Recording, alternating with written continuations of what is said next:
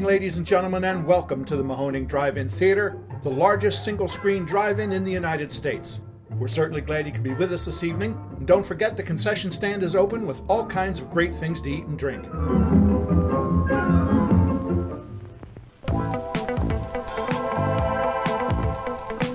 Welcome back to another episode of Mahoning Drive-In Radio. I'm Mark, and I'm here with Nancy, one of our longtime staffers, part of our series of talking to everybody who works on the lot and getting a little bit of a story for our customers of the person behind, well, normally I would say the person behind the smiling face, but this year it's been the smiling eyes above the mask.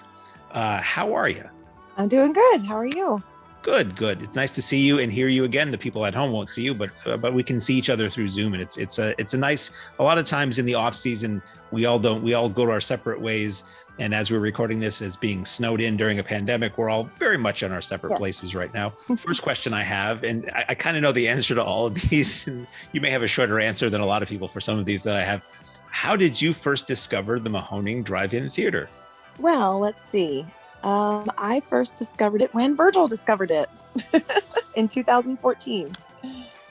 And you were dragged willingly or eagerly leapt into helping to run the establishment? I was dragged along willingly. I was a little hesitant at first. I didn't really know what it was to be expected, but I was excited about it. And you were there, I now recall, the first time I went to the Mahoning, as I've said about 13 times in these interviews so far, the first time I went to the Mahoning was the last show of the last non-retro season. It was that horror triple feature, and the staff, it was a bit of a different staff than we would come to know in the retro incarnation. Everybody was dressed up, and I want to say you were dressed as a gypsy, and you were running the snack bar register. Yes, I was. I guess it was sort of like a gypsy or like hippie or something like that. I had like an old retro dress on, and maybe that's what it was. But yeah. So you are somebody I've associated with the place as long as I've been going there. And what would you say your role is at the drive-in now? Now, I would say I'm more like behind the scenes. Like I do the inventory for all the food and the stock that we get.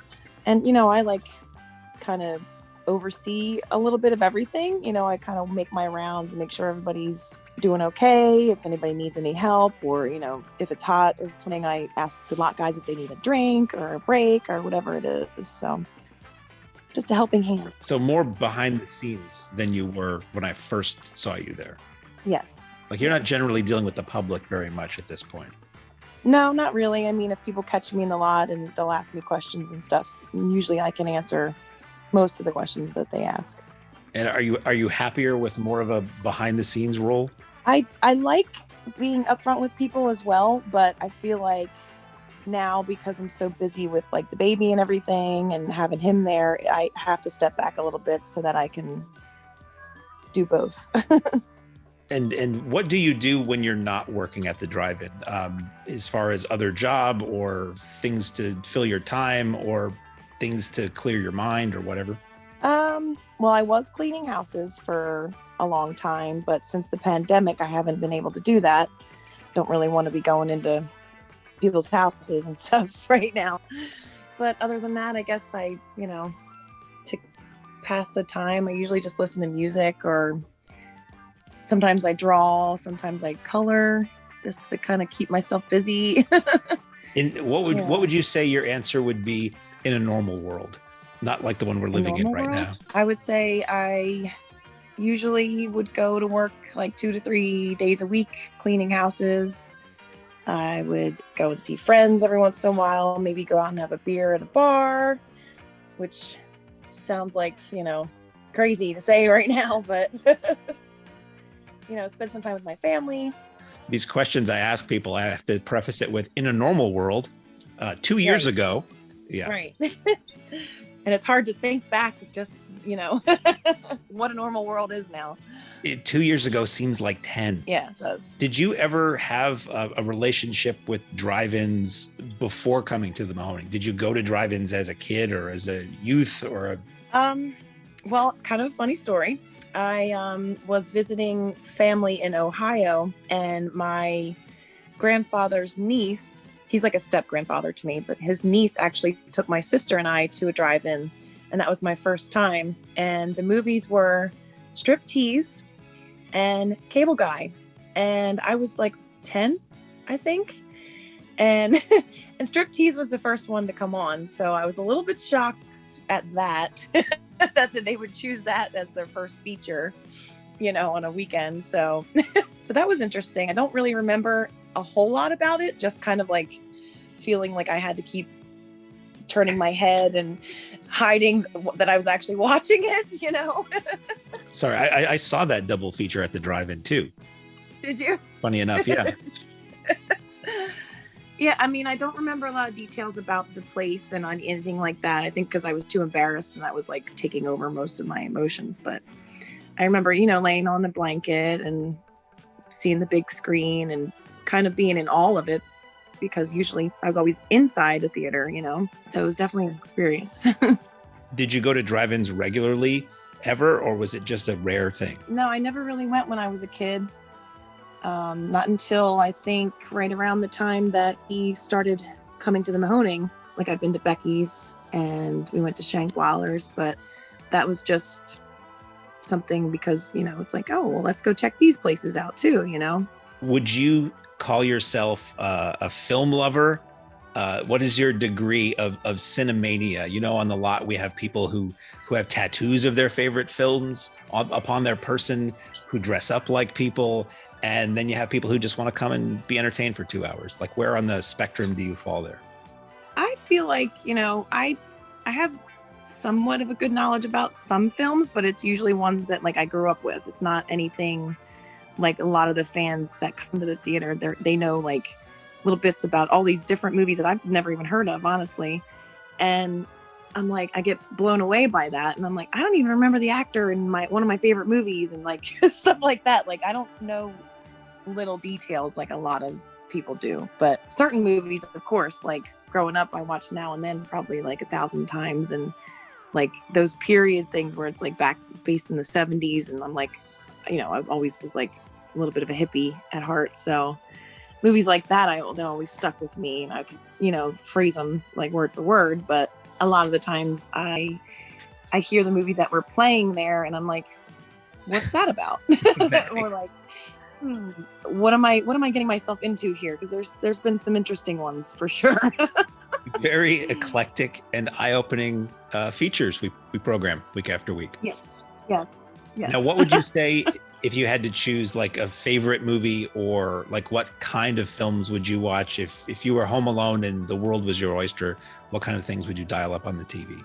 I guess I like a little bit of everything, but like the ones that I usually go to are either like mystery, like crime series, sort of like thrillers, or like lovey-dovey romance, like not like Hallmark romance, but like, I don't know, feel good movies. You know what I mean? Like they either make you laugh or make you cry or like think of a loved one or whatever it is, stuff like that.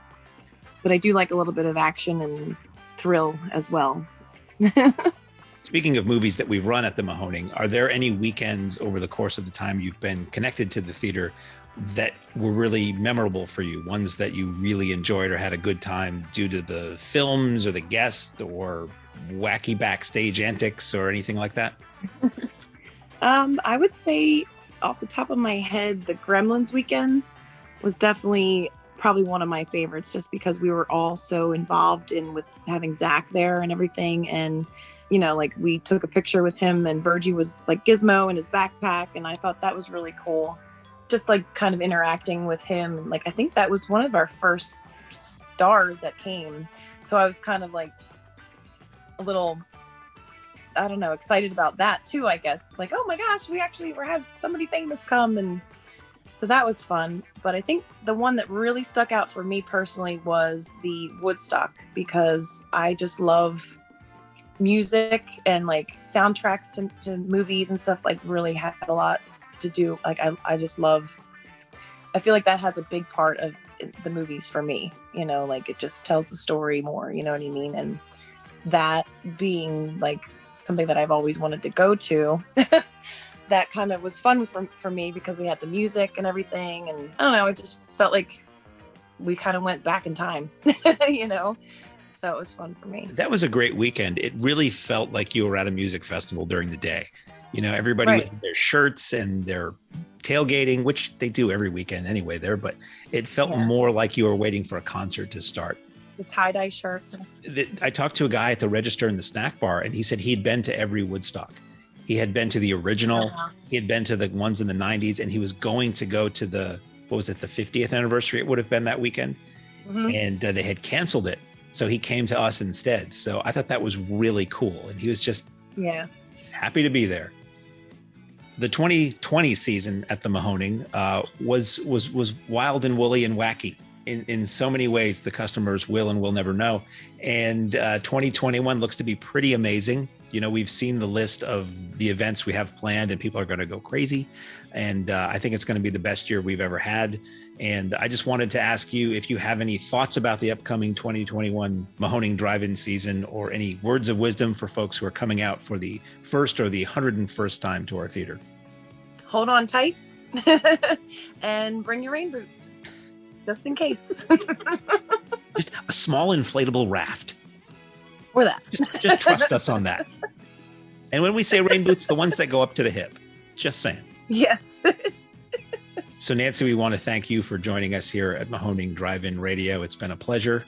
We will continue to speak throughout the season if we can convince you to come back for our roundtable podcast that we'll be doing throughout the course of our April to October fun time. And for all of you listening, we will see you at the drive-in. Ladies and gentlemen, thanks again for coming out tonight to the Mahoning Drive-In Theater. We hope you'll come back and see us again real soon. The exit is on the right-hand side of the screen at the front of the field, and most importantly, have a very safe trip home. Good night and God bless you.